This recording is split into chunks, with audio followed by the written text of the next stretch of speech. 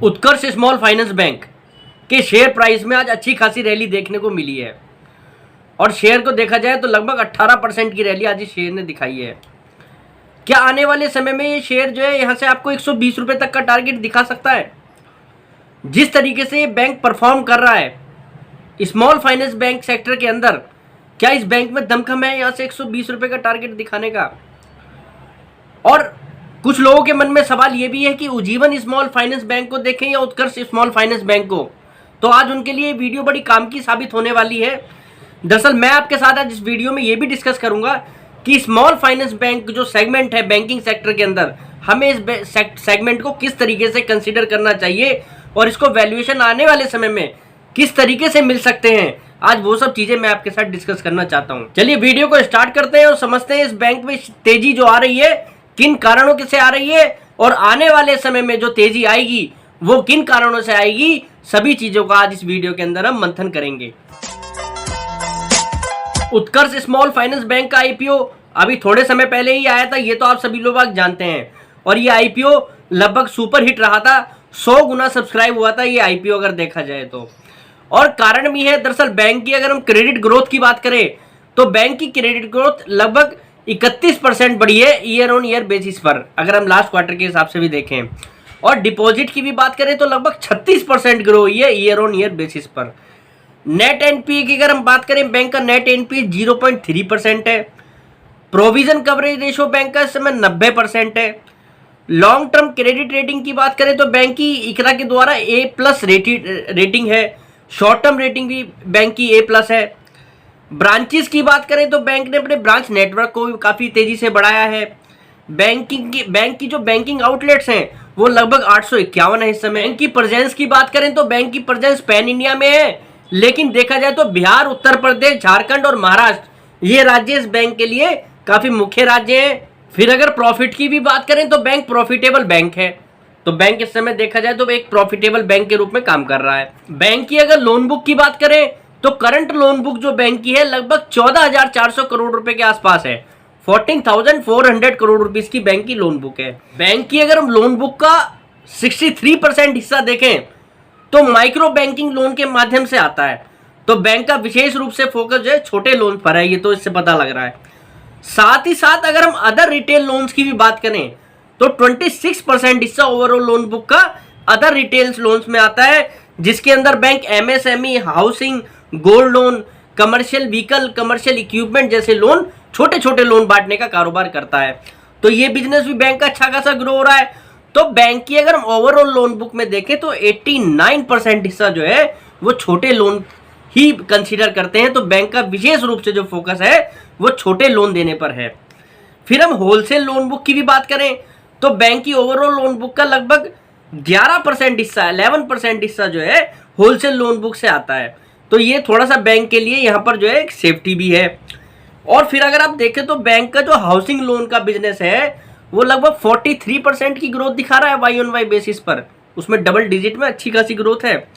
Commercial vehicle और commercial equipment वाला जो बिजनेस है वो 145% ग्रो हुआ है ईयर बेसिस पर। बैंक का अगर हम होलसेल बिजनेस बात करें तो उसके अंदर 75% ऑफ बुक होलसेल फंडिंग जो बैंक ने करी है, तो उसमें 75% ऑफ टोटल बुक का A+ रेटेड कस्टमर है बैंक का। जो उन्होंने क्लाइंट जो उन्होंने लिए हुए हैं वो 75% उसमें जो क्लाइंट है A+ रेटेड है। फिर बैंक के पास सरप्लस लिक्विडिटी भी है 2000 करोड़ रुपए की इस समय। अच्छा, डिपॉजिट की भी बात करें तो बैंक के पास अगर इस समय करंट डिपॉजिट देखें तो हम लगभग 13,967 करोड़ रुपए का डिपॉजिट है।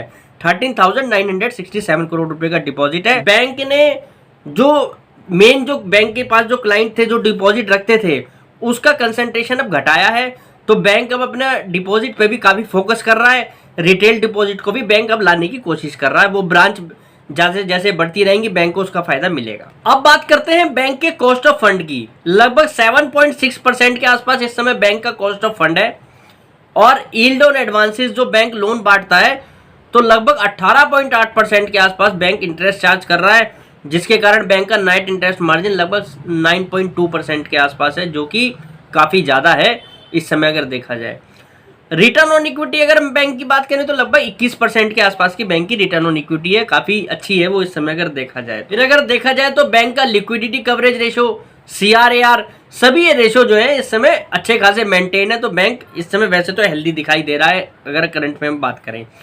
फिर फाइनेंशियल ईयर अगर 2023 की भी बात करें, पिछले साल के हिसाब से इस बैंक ने लगभग 2505 करोड़ रुपए का 2505 CR का इंटरेस्ट इनकम किया था और उस पर 405 करोड़ का बैंक का शुद्ध मुनाफा था जो प्रॉफिट आफ्टर टैक्स था। तो जिससे ये पता लगता है कि बैंक पिछले साल भी अच्छे खासे प्रॉफिट में बैठा हुआ था। पर अब बात करते हैं जरा मुख्य बात, जो मैंने अब तक तो आपको बैंक के कुछ पैरामीटर्स बताए, फंडामेंटल आपको बैंक को एक्सप्लेन किया, फाइनेंशियल्स बताए, पर मैं दरअसल बैंक के वैल्यूएशन को लेकर कुछ आपको ऐसी चीजें बताना चाहता हूं जिससे आपको स्मॉल फाइनेंस बैंक सेक्टर के लिए जानने में आसानी होगी कि इस सेक्टर को मैं रेटिंग किस हिसाब से करनी है, किस हिसाब से इसको वैल्यूएशन देने हैं। क्योंकि बाजार बड़ा होशियार है, बाजार PSU बैंकिंग को अलग वैल्यूएशन देता है, जो लार्ज साइज बैंक है उनको अलग वैल्यूएशन देता है, जो ये स्मॉल फाइनेंस बैंक है इनको अलग तरीके से वैल्यूएट करता है। तो ये अंतर आपको समझना बहुत जरूरी है आपके लिए। इसका आपको एक परफेक्ट एग्जांपल देता हूं। PSU सेगमेंट के अंदर लोअर टिकट साइज के जो बैंक हैं, IOB बैंक हो गया, बैंक ऑफ महाराष्ट्र हो गया, जितने भी छोटे साइज के बैंक हैं उनको देखिए प्राइस टू बुक क्या मिल रहा है, और जो बड़े साइज के बैंक हैं PNB, union bank of India, bank of Baroda, इनको देखिए आप क्या प्राइस टू बुक मिल रहा है। तो ये एक उदाहरण है आपको समझने के लिए कि भाई एक जैसे वैल्यूएशन नहीं मिलते बाजार के अंदर, बल्कि चाहे सेम ही सेगमेंट के, सेम ही सेक्टर के बैंक हों कि PSU के हैं, सभी PSU के हैं, लेकिन वैल्यूएशन में बड़ा फर्क है। तो ये आपको बात ध्यान में रखना है। और जो लोग बाग ये कहते हैं ना कि Ujjivan small finance is next HDFC bank, तो ये सब बातें जो है एक इन्वेस्टर के लिए ठीक नहीं है, क्योंकि जब तक आप इंडस्ट्री को ढंग से समझोगे नहीं तो आप वैल्यूएट नहीं कर पाओगे। और ये भी सच है कि अभी तो बैंकिंग इंडस्ट्री अच्छी भी है, आने वाले समय में इनके NPA बढ़ेंगे तो उस समय इंडस्ट्री डाउनग्रेड भी होगी। कोई भी इंडस्ट्री कभी भी एक जैसी नहीं चलती। तो उस कंडीशन में जब आपको कोई नहीं बताएगा कि अब ये नेक्स्ट HDFC बैंक बनेगा। अब मैं आपको एक छोटा सा कंपैरिजन कर रहा हूं आपके सामने, आप चीजों को समझना जरा। हम उज्जीवन स्मॉल फाइनेंस और उत्कर्ष स्मॉल फाइनेंस बैंक दोनों का कंपैरिजन कर रहे हैं।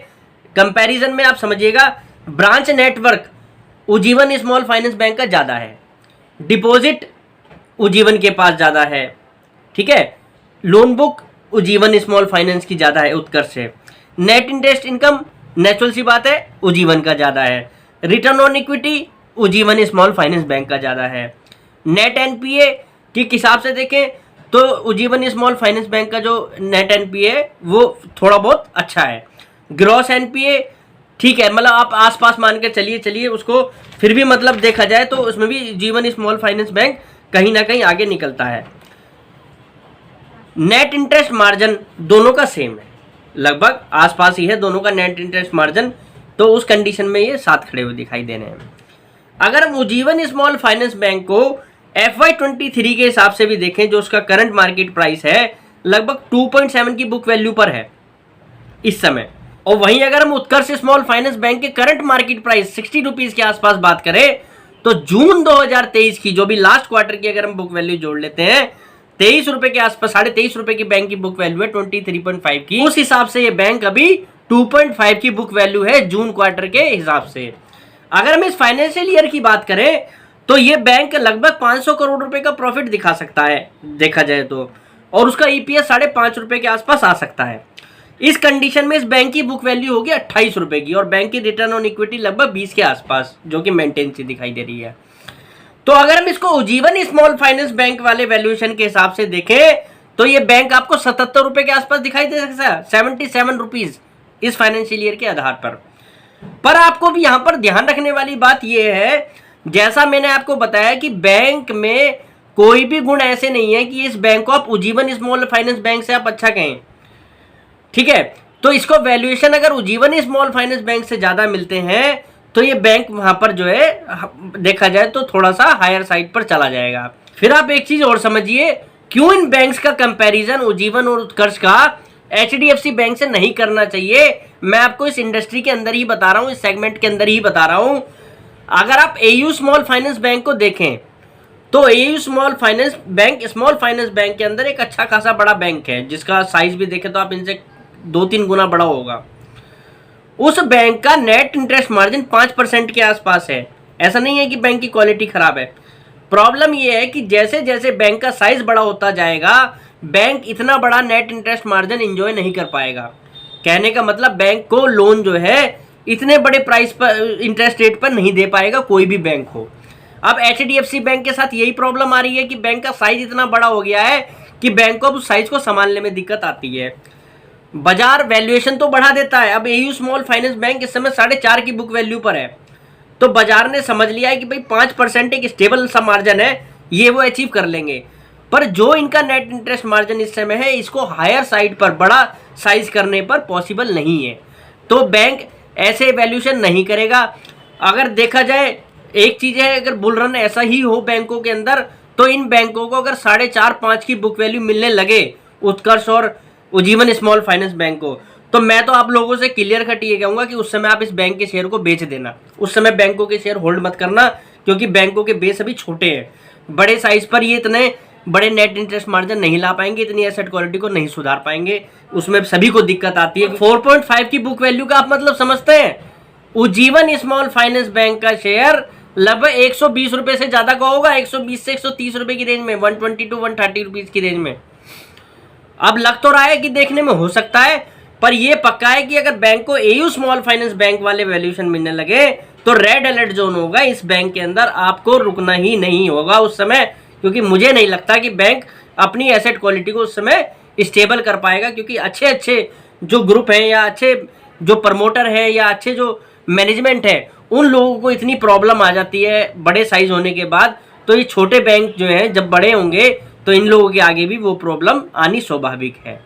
तो आप बिल्कुल भी इस एग्जाम्पल के तहत अब मत चलिएगा कि नेक्स्ट HDFC बैंक या नेक्स्ट ICICI बैंक, आप स्मॉल फाइनेंस बैंक को स्मॉल फाइनेंस बैंक की तरह वैल्यूएशन को कंसीडर करिए, PSU को PSU की तरह कंसीडर करिए, लार्ज कैप बैंक को लार्ज कैप की तरह कंसीडर करिए। और सच बात ये भी है कि अभी बैंकिंग इंडस्ट्री के अंदर काफ़ी अच्छी तेजी आनी है। आने वाले समय के अंदर सभी बैंकों की री रेटिंग होगी, चाहे क्वालिटी थोड़ी अच्छी भी ना हो। जब भी बैंकों के शेयर प्राइस बढ़ेंगे तो आपको उस समय स्मॉल फाइनेंस बैंक के अगर आपने शेयर लिए हैं तो इनको रेंज में आपको देखना है कि अगर 4.5 की बुक वैल्यू को ये टच करें, 5 की बुक वैल्यू को ये टच करें छोटे साइज के बैंक, तो वहां आपको प्रॉफिट इसमें जरूर बांधना है।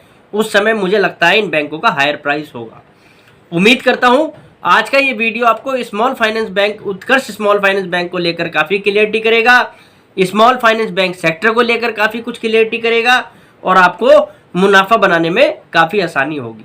कल फिर मिलते हैं एक नए वीडियो के साथ। नमस्कार।